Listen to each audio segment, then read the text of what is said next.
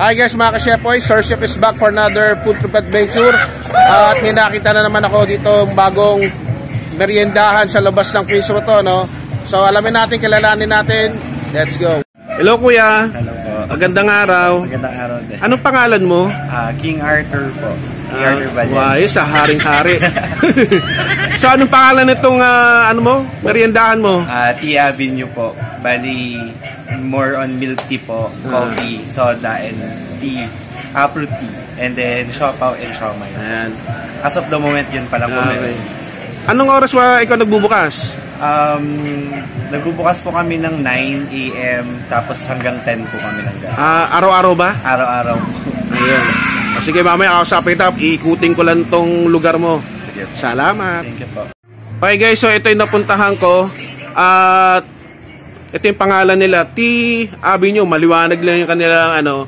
So papakita ko sa labas para pag mapunta kayo, yung mga tiga Cavite at saka hindi tiga Cavite, punta na kayo. So dito lang, no, maganda yung lugar nila. Ayan, may tambay. Ayan, malamig kasi sa gabi. Kasi ito yung sa labas sila.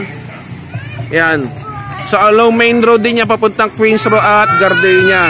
So dito lang yan sa Cavite. O, pasensya na, may maingay. Alright. So guys, ito yung mga menu nila, no, yung mga inumin. Ayan. So ang pangalan ay Team Tea Avenue. Wow, mali pa ako. Ayan. So ayan, titikman natin yung iba mga drinks nila, no? Ayan. Dito lang yan sa Gardenia o Astroville, no, sa labas ng Queens Road. So bahay siya, no, pero ginawa nilang negosyoan. Ayan si Kuya. Wala ka ba shoutout, Kuya? Shoutout sa lahat ng nanonood. Sana po subscribe nyo na si Sir. Siyempre, dalawin nyo po ito yung Tea Avenue.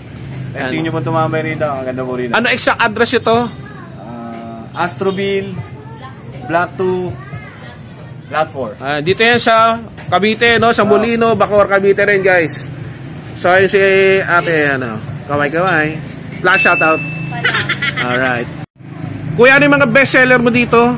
Yung bestseller po namin sa milk tea po is winter melon, tsaka Okinawa, and dark chocolate. As of the moment, hindi na available yung dark chocolate.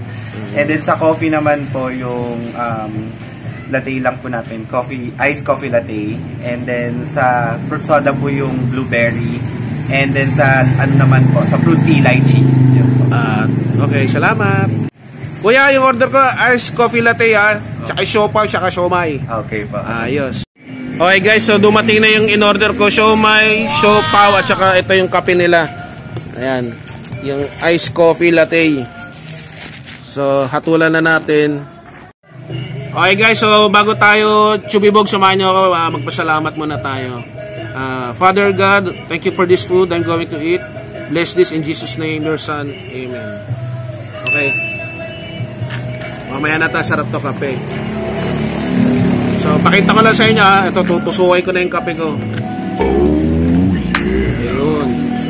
So, isang sulyap bago ko chibugin. Wow!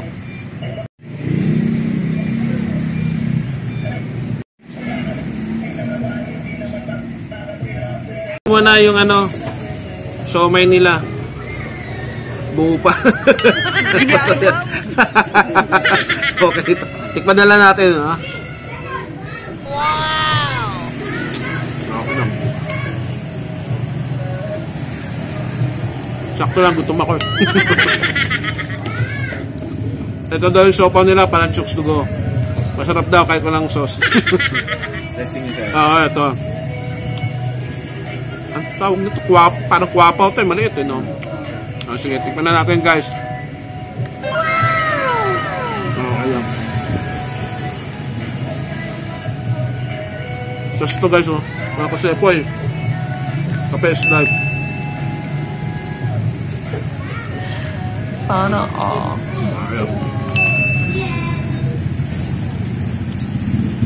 So, my...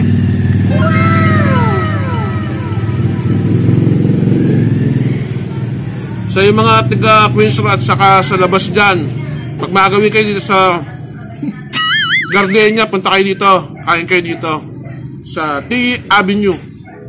Nagsisimula pa lang sila eh. Pero okay na, tikman nyo yung kanilang mga milk tea at saka kape. Masarap yung ano, sausawan, maanghang. Sausaw natin ito sa opaw.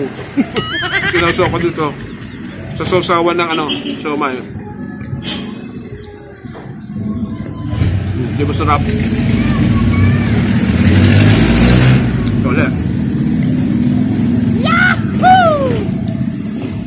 So bago ko ubusin ito mga kasepoy, at maingay, may highway din to eh, no? Yung galing sa labas. Kung alam niyo yung gardenia, dito yung papasok ng Queens Row. So sa mga hindi pa nagsasubscribe, please subscribe. Like, comment, at gusto nyo pagpabate, just comment down below. At sa mga magsasubscribe, please hit the notification bell. Pakalagay po sa all para abisuhan kayo ng YouTube pag may bago na naman ako food trip, katulad dito sa labas o sa bahay pag mag backyard cooking ulit tayo. So peace, God bless, and power. Yeah.